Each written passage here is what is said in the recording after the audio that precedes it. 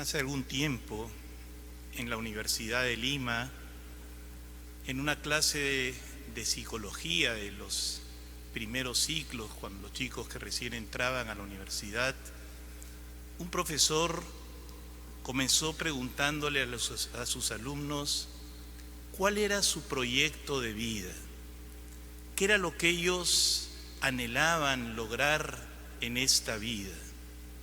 Y entonces unos dijeron que querían trabajar en psicología clínica, otros que querían trabajar con niños especiales, alguno que quería hacer un doctorado fuera. Alguna chica se atrevió a decir que quería casarse, formar una familia y tener un consultorio en su casa. Pero hubo un joven que dijo: lo que yo más anhelo en la vida es ser santo, lo cual suscitó ciertas risas disimuladas entre sus compañeros.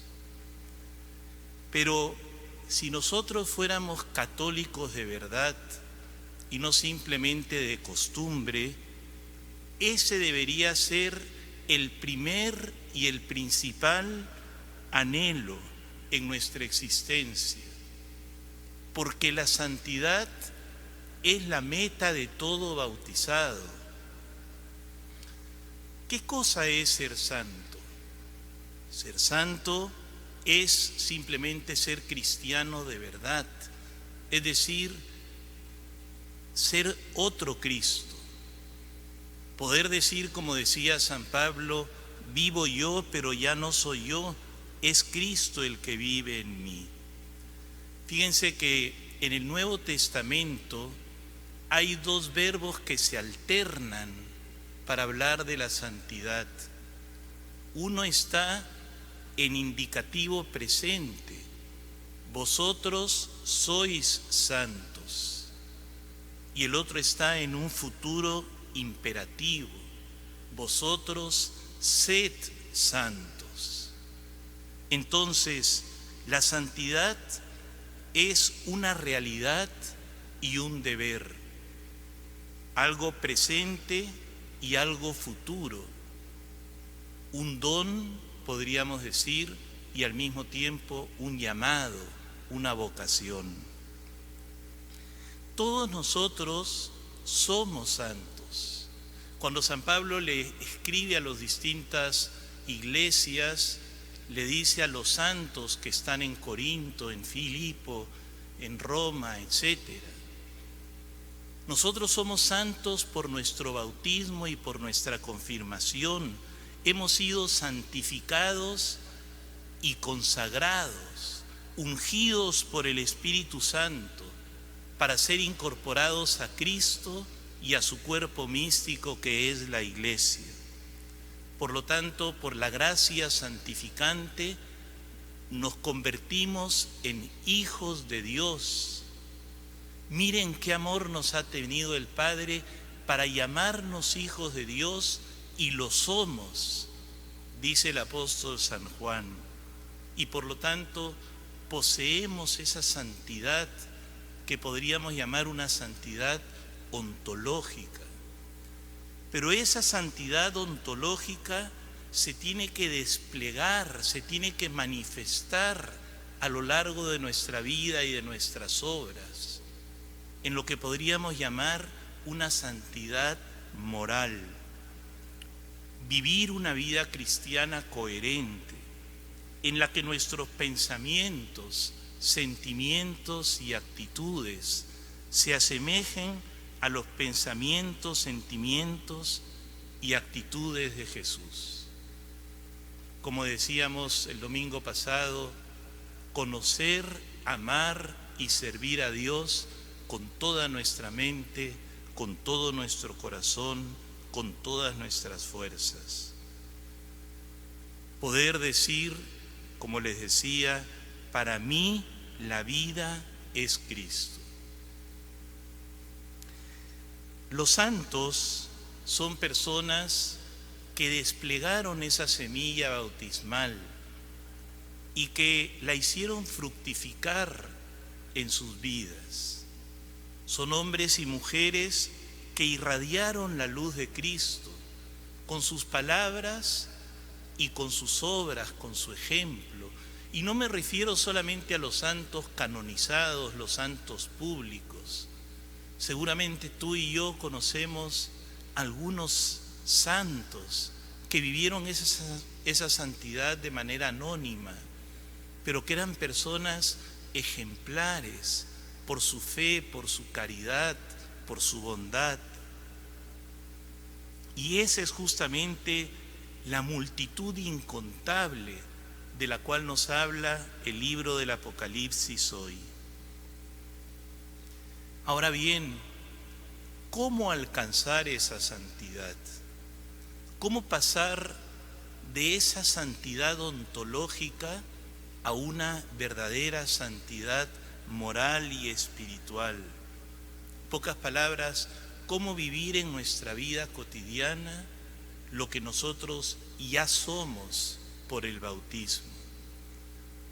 Lo primero, obviamente, es la gracia de Dios. Sin mí ustedes no pueden hacer nada, dice Jesús. No soy yo el que me hago santo a punta de esfuerzo, a punta de resoluciones o de fuerza de voluntad. Eso es darse golpes contra la pared. Es la gracia de Dios, es el amor que Dios derrama en nuestro corazón por el Espíritu Santo, el que va transformando nuestro corazón de piedra en un corazón de carne. Y en las alegrías y dolores de la vida cotidiana, Dios va como formando en nosotros ese corazón filial, ese corazón de su Hijo, hasta que podamos decir que hemos llegado a la estatura de Cristo Jesús, como decía San Pablo. Ese crecimiento cotidiano implica perseverar en la oración, perseverar sobre todo en la participación de los sacramentos, la Eucaristía, la reconciliación, que tanto estamos necesitando y anhelando en estos tiempos. Lo segundo es mi cooperación. La gracia no es magia. Dios respeta nuestra libertad y por eso tenemos que esforzarnos para que esa gracia de Dios no caiga en saco roto. Jesús toca la puerta de mi corazón, pero soy yo el que tengo que abrirle ese corazón. Y por eso la santidad implica un combate espiritual, un combate contra el pecado, contra aquellos vicios capitales que me alejan del Señor, que me alejan de la felicidad, y un combate por no ceder al mundo con sus concupiscencias, con su materialismo, con su relativismo, a esa mentalidad que de alguna manera nos invade y nos domina, y un combate por crecer en la virtud, sobre todo la virtud de la caridad, porque al final de la vida se nos va a juzgar sobre la caridad, porque la caridad es el termómetro de la santidad. Y Jesús en el Evangelio de hoy nos traza un camino para vivir esa santidad, y es el camino de las bienaventuranzas, un camino que es al mismo tiempo una meta: ser felices con Dios, participar de la dicha de Dios, primero en esta vida y luego de manera plena en la vida eterna. Y ese ideal de las bienaventuranzas está en contraste con el ideal de felicidad que el mundo nos ofrece.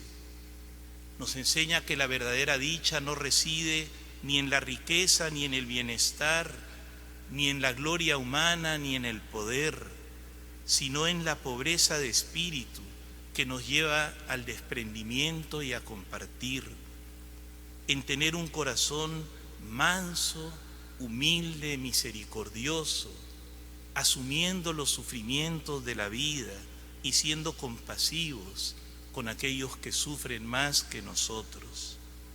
en tener un corazón limpio y puro para ver a Dios en todas las personas y acontecimientos, en trabajar por la paz y la justicia sin temor a ser perseguidos.